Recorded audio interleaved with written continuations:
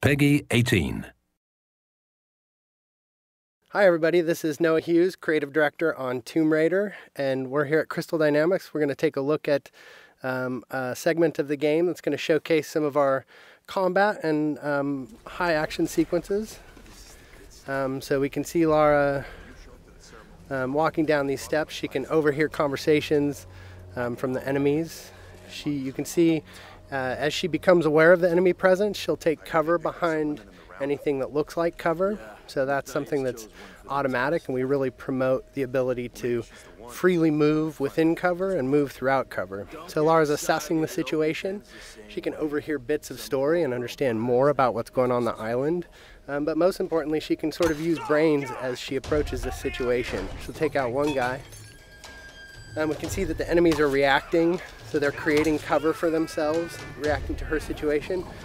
Another guy's trying to flush her out of cover with the Molotovs. This is just an example where we really try to make the AI adapt to the situation, but also promote movement from the player so that they're not just stuck behind cover and playing sort of pop and shoot cover games. We really promote that movement.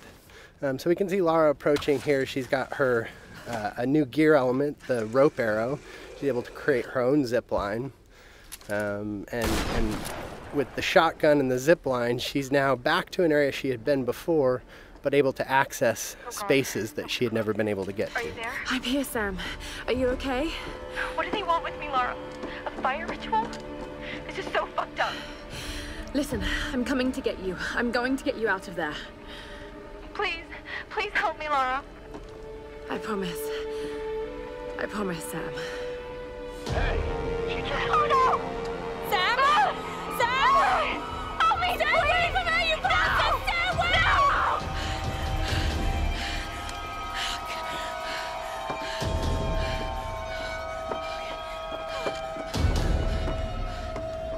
So we can see that Lara's friends, in particular Sam, is in trouble, and she has a very clear goal now, which is to make her way to the scavenger fortress where Sam is being held. So she knows that's down at the bottom of the mountain, and she's going to find a way down. I don't know. Another part of the plane? Keep working. I'll go check it out.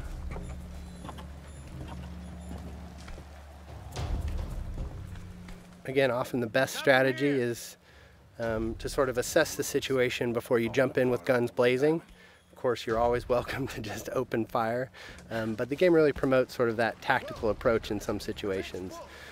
So Lara's able to wait till she has a clear vantage of the situation without being spotted by the enemies.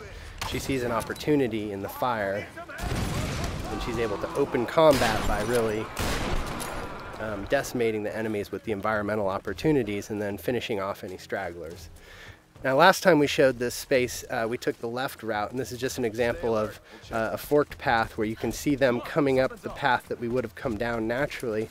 But because Lara's observant and she's taken advantage of her traversal in the environment, she can get the drop on these guys in a way that you may not if you weren't necessarily utilizing traversal to progress and keeping your eyes open for those opportunities.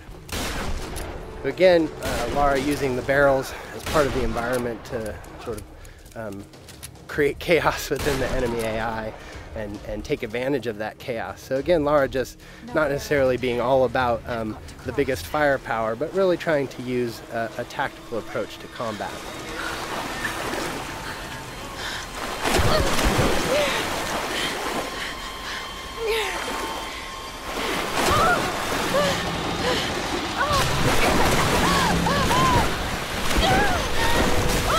As is often the case, Lara's intended path down the mountain isn't necessarily where she ends up. So we could see an example of sort of a brutal death as Lara misnavigates the situation in the flood here. And we try to create these spikes of intense moments where maybe plan A doesn't pan out and Lara's forced to deal with plan B.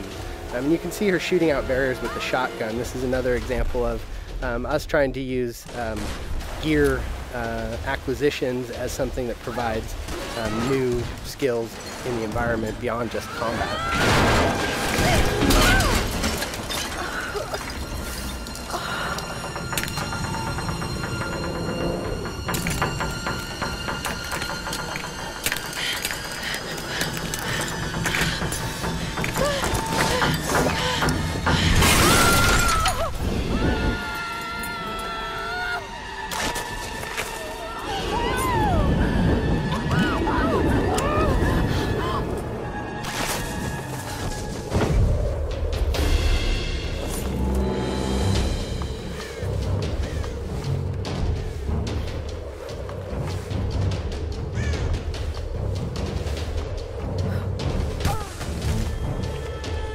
see that Lara's been able to adapt to this turn of events and managed to find her way down the mountain, but is a little bit worse for wear, having gone through a pretty traumatic descent.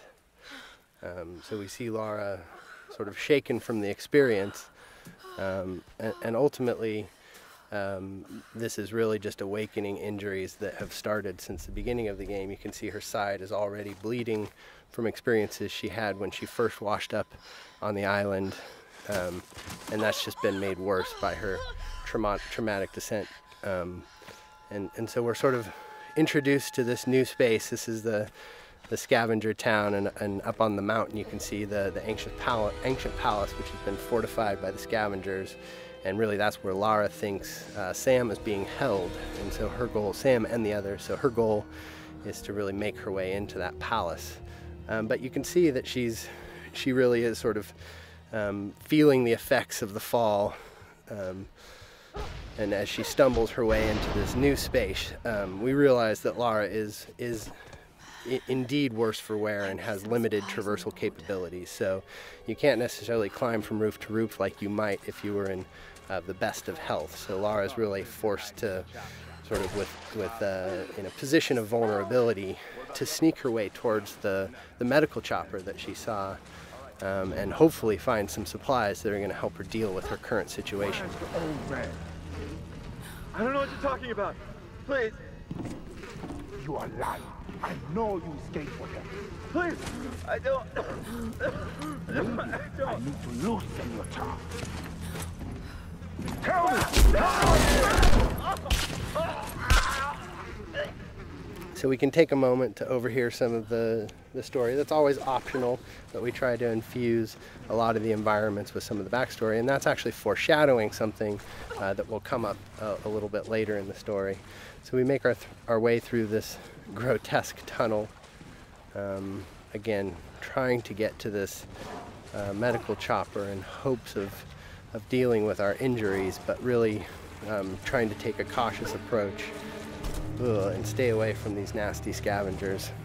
We're starting to sort of get into the heart of it. This is Lara's journey into the belly of the beast, so to speak, and we really see her sort of having to engage in direct conflict in ways that she hasn't up until this point in the game. So we can assess the situation. The guy on the top was a threat. We see an opportunity with a barrel to soften up the enemies here, but this is an example of a trap. Lara stepped in the wrong place and ended up strung upside down, and that's us just trying to keep the player on edge. We have the enemies, the scavengers, really having a presence on the island here, almost a guerrilla approach to combat, where they sort of take advantage of their home court.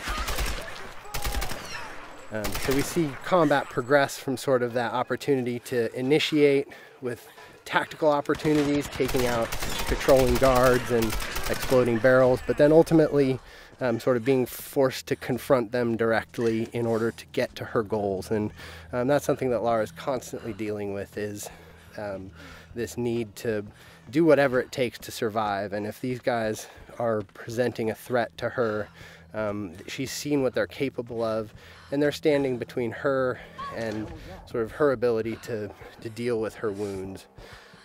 So we're making use of cover in combat. Again, this is the soft cover or fluid cover system that really allows Lara to easily slide in and out of cover without really necessarily sticking in place, and celebrating that ability for Lara as a character to make use of her athleticism and movement as she takes on the combatants on the island.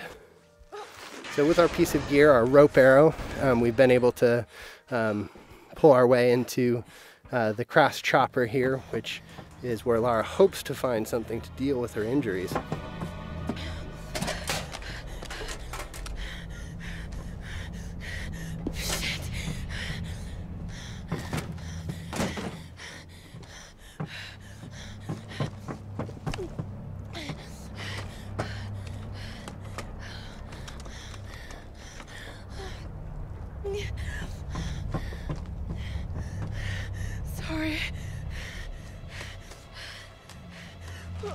All right, thanks everybody for joining us today. Stay tuned. We'll have some more things to show you down the road, but I hope you enjoyed our traversal down the mountain into Scavenger Hub today, and some more glimpses into our combat systems.